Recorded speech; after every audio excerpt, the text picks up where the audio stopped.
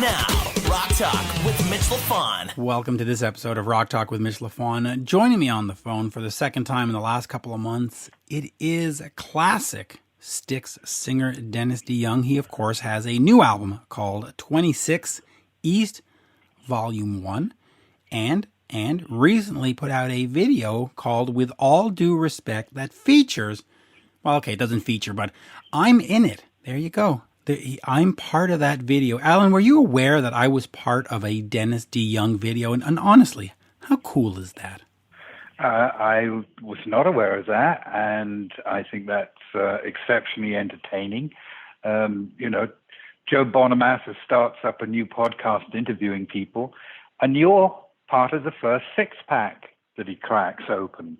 That I thought was very cool. And once more, I'm going to say, go check out, I think it's called Live from Nerdville or something. Go check it out. It's actually entertaining to watch a rock god interview a journalist god. A rock talk god. No, but, and by the way, we haven't said bonjour, so hello. We just got, we're like two yentas all of a sudden. We didn't get a chance to do the polite bonjour. How are you? Welcome to the show.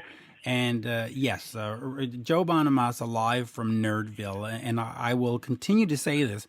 Neil Sean, Mitch Lafon, and, oh, look, it rhymes. And then Paul Stanley. So technically, since I was the show just before Paul Stanley, I opened for Paul Stanley. There you go. There you go. That's fabulous. I think that's absolutely fabulous. And of course, you would obviously expect me to say that after your interview it goes downhill, but let's talk about. It did not go downhill. I warmed up the best. But speaking of the best, Dennis DeYoung is one of the great rock vocalists, and well, in fact, would you consider that? I mean, I think you look at Paul Rodgers, you look at Lou Gramm. Some would say Robert Plant, not necessarily. But Dennis is in that conversation of one of the greats, right? I mean, certainly top 10, if not top 5. It's a matter of taste.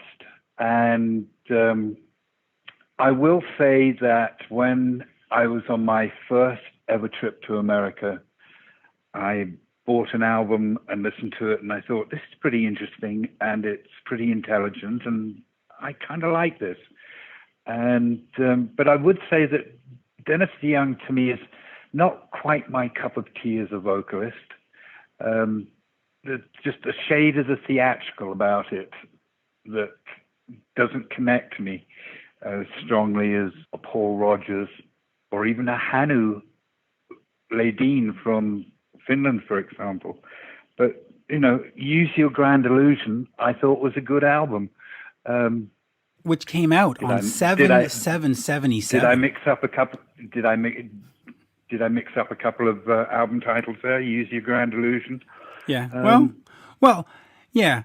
But and I think it's still a topical record. It is, and the new 26 East Volume 1 is a topical record. The With All Due Respect is a song that takes a shot at the current news media, both on the left and on the right. It's not a political statement in terms of one is better than the other. It's kind of saying that they're all kind of crappy these days.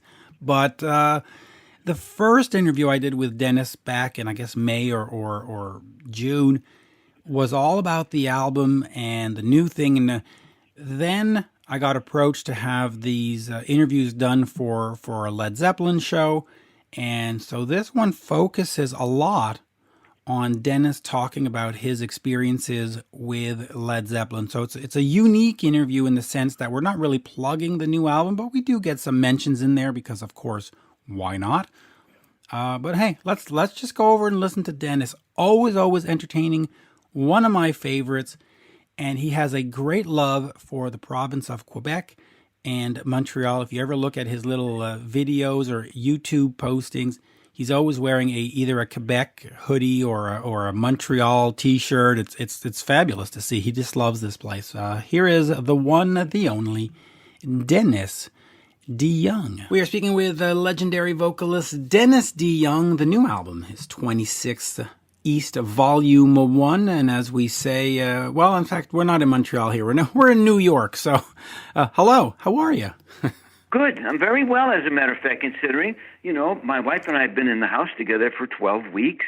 And outside of the fact that she said to me clearly, even in the house, she wants me to stay 6 feet away. Well, listen, I've been married 18 years and I got the same line. So I guess it's just one of those things. I know. She said, even during sex. And she says, it's never been better. I don't know what that means. Well, at least you're getting some. Mine just says stay 6 feet away. But let us quickly talk about this, and then we'll get into all things Led Zeppelin. But the new album sounds absolutely spectacular. I mean, the reviews are up and down positives. I've seen 5 on 5, 9 on 10s, 10 on 10s. I've seen it's the best album of 2020. Just quickly talk to me about what inspired you to write new music. I mean, you're Dennis DeYoung. You go out there, you play Lady, you play Babe, you play Renegade, whatever, and fans are happy. So tell me about, okay, I'm going to write new music, and not only that, but make it one of the best albums of your career. Well, as you know, I didn't want to. I was against the idea because rock and roll as a musical form in the United States at any rate, and I think pretty much in Canada, it's off the radio. You can't find it anywhere unless it's classic rock or classic hits. New music and new bands are there's just no format for them. So I thought, why would I be doing this if I can't find a way to communicate with people? Why would I put myself through the work of writing songs? But Jim Peterick and Serafino from Frontiers Records talked me into it after 3 years. And it gave me the chance, now that I look back on it, to say thanks and farewell to all the people who bought Styx records and concert tickets and gave myself and my wife and my kids the greatest life you could imagine. So it offered me that possibility. But really, Mitch, you know how I feel about this. If you don't have good songs, just don't make a record because you know how to play chords and stay in time. You got to have great songs for people. And so myself and Jim Peterick, we took over two years actually to write all the music. We came out with 18 songs, 9 of which we wrote together and 9 that I wrote by myself. And that's why there will be a volume 2, because there was just so much done and the record company insisted. So, but really, for all intents and purposes, rock has been totally eclipsed by pop music, rap, and actually country music, which is sad. I can't explain it completely, but it is a reality we all face. But as far as 26 East goes, the address of my house, where the band, the nucleus of Styx, was formed in 1962 by the Panazzo brothers and myself, who happened to live on the same block. So it's a tribute to where it all began, in that basement. And I always say, where it began, so shall it end. And the songs on the record, I'm happy to tell you, as you already know, and you've said publicly so many times, of which I thank you for, is, it was a concept album, and it was simply Don't Suck. That's it. Don't suck. Don't make an embarrassment of yourself at your age. So we worked real hard to write the best songs we could. And from all people that I talk to, I don't talk to everybody.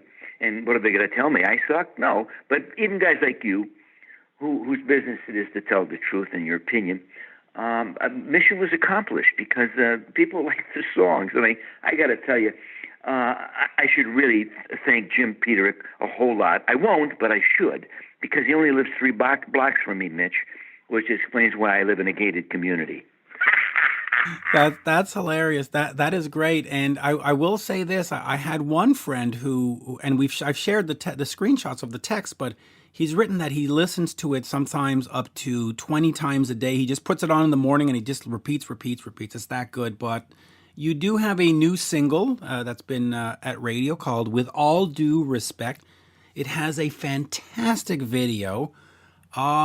Just quickly tell me about that song and that video. Well, the video is to represent the lyric of the song. It's really a do-it-yourself video because my band is all over the country.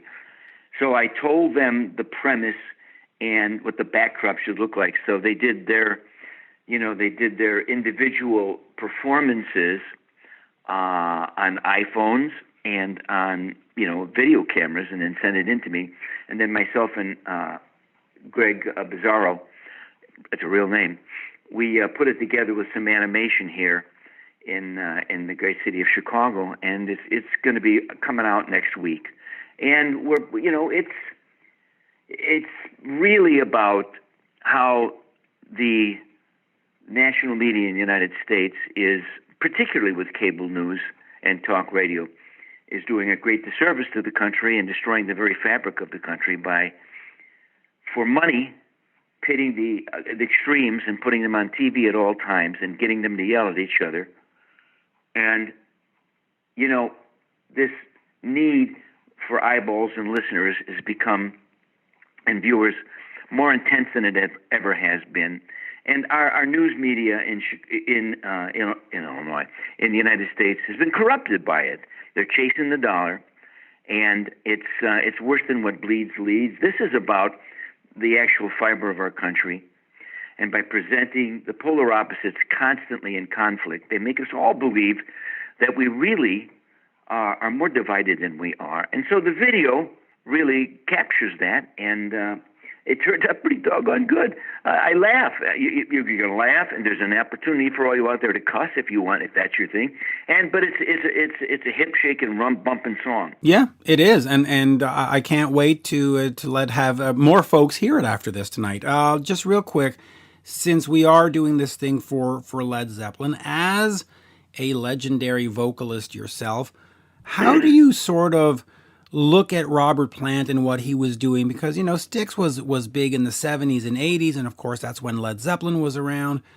Was there a sense of competition? Was there a sense of, ooh, I like what he's doing? Was there a sense of, oh my God, what the heck's he doing? Before the record deal, we were a cover band, so let me see. You need coolin', baby, I'm not foolin'. I don't even know what key that is because it's late. But I used to do a whole lot of love. Wow. Yeah. So, I was a Beatle fan. So Led Zeppelin, I remember the first time I heard a song by Led Zeppelin, JC, one of the original guitar players in Styx, he played me the album in his bedroom. I can remember sitting there and thinking, Jesus, what the heck is this? Because it was really, it was an epiphany for its time, wasn't it? Dazed and confused and all that. And he'd go, like really high. And I thought, what the heck? I can't say it was my taste. It wasn't. JC loved it. So we put Whole Lot of Love in the set, and I used to sing it. And I can still do a pretty good Robert Plant when I warm up. And but he had that look. They were the thing. There was no competition between us and them. They were Led Zeppelin, for God's sake. But I loved some of their songs. 3 or 4 of them I love. I bought 2 Led Zeppelin albums. But when it comes right down to it, Robert Plant, I blame him for me trying to hold my nose and sing higher. Because when I first started singing with Styx, all the singers, they were in a competition suddenly to see who could sing the highest. I'm not sure where that came from, but I think it might have started with Plant. So I used to push a lot of those early Styx records. I was, making sure none of my voice went into my diaphragm, stayed all up into my nasal passages in my throat. So, but that, that's my thing. I met Robert and Jimmy Page briefly in Mannheim, Germany, very briefly. We were playing there, and they were playing the night before. And we showed up, and John Panasso, the drummer, was down. It was in the afternoon. He was down in the bar, and he was chatting up Robert because he could talk to anybody. And I came down. I didn't even know they were there. And there was John. Says, John, meet Robert Plant. Hey, Robert, nice to meet you. Seriously. And then Jimmy was there, but he was a few feet away, and he was a little bit more standoffish. He was, who are these guys? So I think he was in his Aleister Crowley period or something. Anyway, we were there, and so we got invited to the show to watch him. I had seen him once before in Chicago at the Chicago Stadium. So I had seen him. And my best friend in the world, Tom Short, who's now gone, may he lay in peace, my best buddy, he loved Led Zeppelin above everything. He had seen them over 35 times in his life. He'd flown all over the world to see them because his wife Nancy worked for United Airlines. He could fly free anytime he wanted to. But he was Led Zeppelin was everything to him, everything. And oddly enough, Styx was his second favorite band. Now, I don't know how that even works, but he came to see us early on. I met him like when I was 24 or 5, and we played, first place we played was in Chicago at a place called Alice's when we became Styx. And he came up and he would come every week and watch us play there, and we became friends because we enjoyed each other's company in sports and politics and all that. But he really was. Led Zeppelin they were gods to him. He never was. He liked the Beatles, but it was always Led Zeppelin. And so the only thing else I can tell you about Led Zeppelin is that, you know, they were fundamentally the band that brought the style of whatever you want to call it, heavy rock. I don't know what to even call it anymore, but they're about as heavy as you could get. And Robert Plant was certainly the Adonis by which so many singers to come after him were trying to be like. You know, there's only one Mick Jagger, and I don't think I think more guys wanted to be Robert Plant than Mick, if truth had to be told. What can I say? Oh, I wrote a song, "Sweet Madame Blue," that's quite popular up by your Quebecers up there. And because I have such a lousy ear, I really do. I have a great ear for certain things, but if you play me chords to a song, I'm going, oh, I don't want those chords. Where my other guitar players hear them and they're already finishing the song without me. Sweet Madame Blue was really, oh, let's face it, after Stairway to Heaven, every rock band in the world was trying to write one of those. Come on, Mitch, we know this. Anybody says it's not true, they're big fat liars. That continued from the 70s, 80s, 90s. To this day, people are trying to put their own spin on it. I always said Dream On is Aerosmith shot at it. And I think Sweet Madame Blue was mine. And some people say it's the chords to one of their songs. I thought I was using the chord pattern to While My Guitar Gently Weeps, which does have a very similar chord pattern to, there's that song that... Well, the fans have always debated that Babe, I'm Gonna Leave You is Sweet Madame Blue. Yeah, but, you know, here's the thing. I was never that familiar with that song. It's the odd thing, because, like I said, I think what was the first album? What's the one with Trampled Underfoot and Physical Graffiti? Right. I said I own 2 of them. That may be the only one I have. But I wasn't that big of a fan that I was paying attention. But I wouldn't doubt that maybe my ear, as bad as it is, was channeling something. I thought, that's the thing. I thought I was, ripping off Stairway to Heaven. So, but anyway, everybody tries to write that song. And they wrote it first, or well, at least that's what the court says. But if I'm going to be honest, now all the people, Led Zeppelin fans who are devout in their worship of such, is when I do hear that Spirit song, when all that stuff was going on about the courts, I went, well, sounds pretty similar to me. But that's for another day. I respect them. I admire them. Here's a funny story. That same night we came. Well, no, it was the next night, and Zeppelin was staying over. We played. We all came home from the gig. We were in the hotel, walking in the lobby, and I go to get in. I go to get in the elevator. The door's open. There's Bonham with a bowler hat on and a robe, like the robes they give you in hotels, and the little shower slippers. Right? Great look. There he was standing there. He looked at me, and he just walked out of the elevator. But I thought, well, there's John. It was pretty. I mean, it's not like it wasn't going to say, hey, John, good to see you. He didn't look like he wanted to be talked to, so I just shut my mouth. Back in that day, was there, because Jimmy Page, of course, was a master session guy. He had played on all kinds of people's albums and, eventually got to Led Zeppelin. Was there any time where Styx or you or Jimmy or ever thought of a collaboration or thought of putting a tour together? Was there any kind of, or was it really two separate camps? Well, that'd be pipe dreams. They were Led Zeppelin. They didn't need anybody to tour with them. We were Styx. They were Led Zeppelin. It's like, those are two different levels of success. And no, of course not. And I don't know. I don't think Led Zeppelin I don't think they ever collaborated with anybody. Why would they? They're Led Zeppelin. And say, it would be like the Beatles. Hey, I was waiting for John and Paul to call. They never did, so I formed my own band. Zeppelin, Pink Floyd, all those bands, they were just, they're monuments on Mount Rockmore. But there you go. Still to this day, I'm a Beatles fan. I can't help it. I'm a melody guy. Yeah, I always say I'm a melody man and a rhythm age. And Zepp, they were, they had melody. The biggest melody was probably in Stairway to Heaven. But there's a lot of blues wailing by Robert, which was fantastic. It's just me. I'm based in a more traditional songwriting. Well, and I guess we'll finish with this, but you look at the Styx catalog and you look at the Led Zeppelin catalog, most of it written in the 70s, and here we are in 2020, and people still want to hear Babe, I'm Gonna Leave You. People still want to hear Sweet Madam Blue. What was it about those two bands that here 50 years later, people still want to hear the songs and go, yeah, that speaks to me. I love that. Is it just good songs? Is it good presentation? Is it good instrumentation? Is it just two incredibly sexy, vivacious frontmen? What's the story?